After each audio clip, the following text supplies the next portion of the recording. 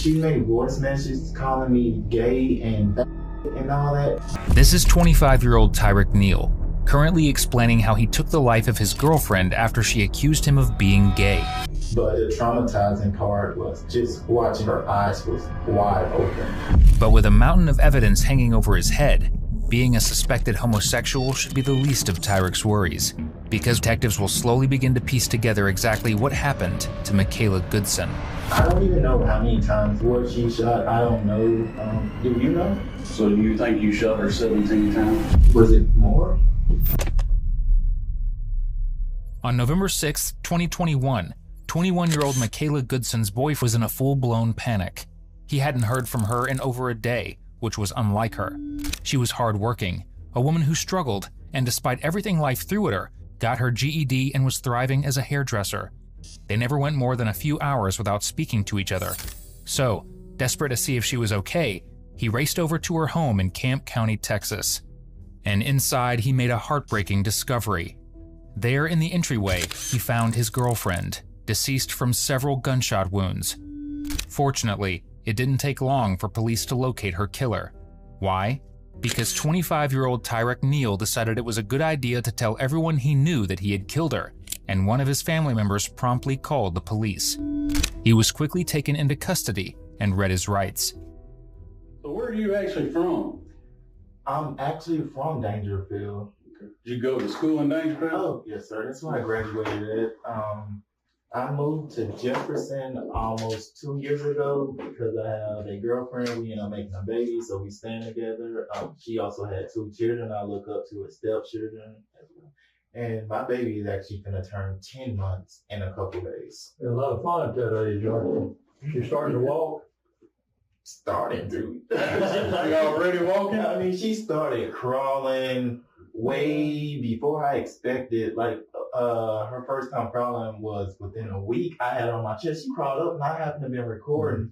And I would say about 2 or 3 months ago, I just put her on the ground. She threw her. I'm like, what? And You got any she's other speaking. kids? Just the one. Just the one. Yeah. She's speaking, saying mama, dada, and all that. Yeah, really. Well, I imagine at this point, you kind of got yourself in a jam, but you probably thinking about a lot of things, thinking about you, My baby. there and all that, and you just want to do the right thing, don't you? Yes, pretty much clear my name. So what can you tell me? I mean, how do you know Michaela?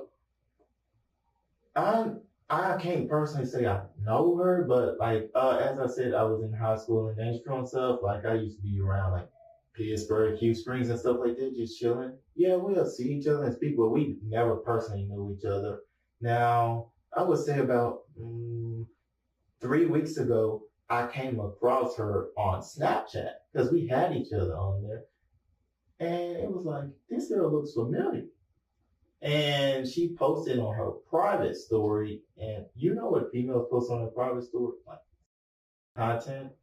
And in my mind was, oh, I want some of that. At the same time, even though I had a girlfriend, which I told her to, yes, I ended up cheating. I hit her up for that, but I also said, I don't want it to be just for that. I actually want to chill and stuff with you. And she sent her location to me. I went over there.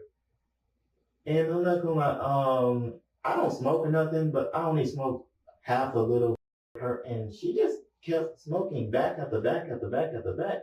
And I'm looking like something's not right. And I just started talking to her about my personal life, something I've never told anyone. Like how I'm the only boy. I never spoke that to anyone, not even my own girlfriend that I've been with almost 2 years. I asked her, do she have any kids? She said no, and I don't plan on it. And I said, me, in my opinion, I think every woman on this planet should have at least one. Don't rush it though. In case you go away, you can have a little piece left over. Yeah. And she actually had it in mind. I saw it in her eyes. But she never said yes or no to it. And I said, like, do anyone ever come over here? Because, like, when she sent me the location, I'm using my Google Maps, it was kind of hard to find because that road was so skinny. She said, no. I said, you don't have no friends or nothing. No, I'm a loner. I said, no boyfriend, no nothing. No. And then she gave me a look like, okay, it's time to have a loner. So it was like, okay. I wore we did for like 10 minutes because I really didn't feel right. I never cheated on my girlfriend a day in my life and all that. Tyrek would never cheat on his girlfriend, but he claims he did, which brings us to the biggest shock of all. Yeah, he had a girlfriend. Keyword, girl. Now, it's worth noting that there hasn't been evidence released to suggest that he and Michaela did indeed have a sexual relationship. Unfortunately, it's his word against hers, and he took away her ability to tell her side of the story. The Facebook posts that Tyrek alluded to here became a center point for the trial, at least for him. Because he had told everyone under the sun that he had killed Michaela, he put himself on the gossip radar for the small town almost immediately. Posts began to spread like wildfire, with her parents posting leading up to the trial that he should receive the death penalty and get a family firing squad to deliver it. While most people would just see this as an expression of grief and anger, Tyrek used these posts as something to try and protect himself throughout his trial, mainly by stating that these posts prevented him from having a fair trial. Though he probably shouldn't be fighting for fairness considering his actions. The police and investigators will do their job and they're not going to stop it all till they find out exactly who it is. But I know it's not me, so I wasn't really too concerned. But at the same time, I said, that is someone's daughter. What if this happened to my daughter? So I'm not even mad at the little threats that Michael done, because honestly, I wouldn't post it on Facebook, but I would actually threat, though I totally understand. Because that actually could be a life sentence. And I don't even know how many times was she shot. I don't know. Do you know? No, I know. Was it a lot? No, that I can't release to you. Oh, I mean, okay. that's part of the investigation. Yes, I'm not really with that drama. Also, I got tired of receiving phone calls and stuff about this and that involving me and Michaela. So I ended up changing my phone number because also, like I said, people sit here and just talk and just spread things. Little do you might have heard, I hit the lottery, I would say about 5 months ago for $200,000. Bought my own trailer house, my own land, and all. Well, for a second I bought my land, but I was planning on ending up switching somewhere else, probably going maybe out of Texas, just because of this situation. Just to get my baby and my stepkids out of harm's way and all that. And right now, how this is looking, it's not looking too good as well. So, and the police eyes, which are you consider one an investigator? You consider one? It'll look like I'm running. Meanwhile, I'm telling you, yes, I was at the house the whole entire time. I didn't talk to nobody. All I did was change my phone number. I told you where my car is. The investigator also ended up getting my girlfriend's number. Even though I changed she didn't change hers. That was in case they wanted to contact me. So it was like, there was really no questions or anything for me. So I pretty much was just laid back or whatever till we get to the bottom of this.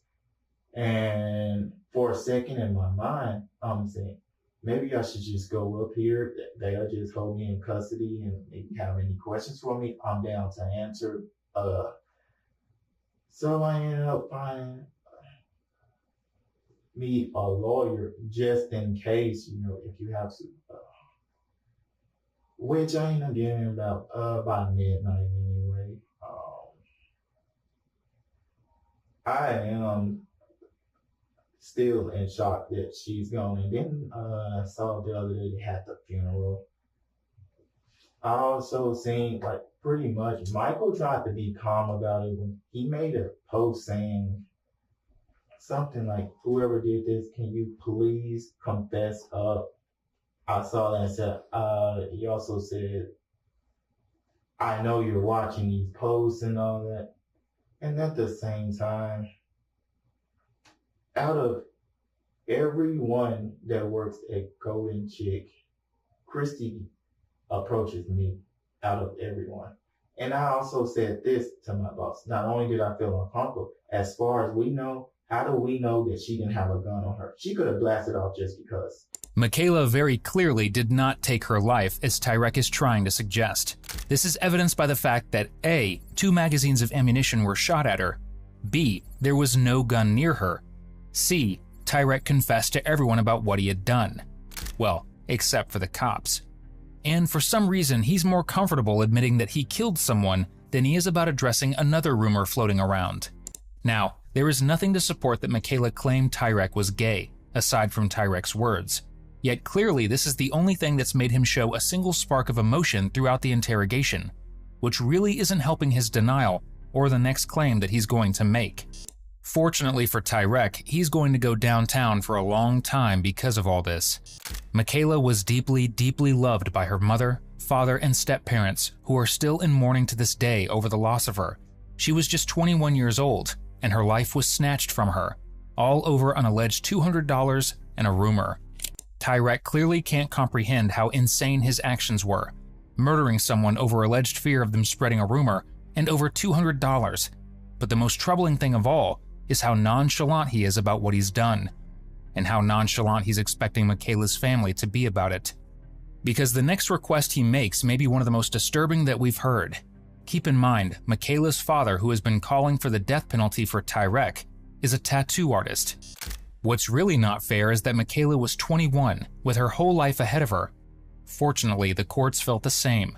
At trial, Tyrek pleaded guilty to murder in order to avoid the death penalty, earning himself life in prison without the possibility of parole.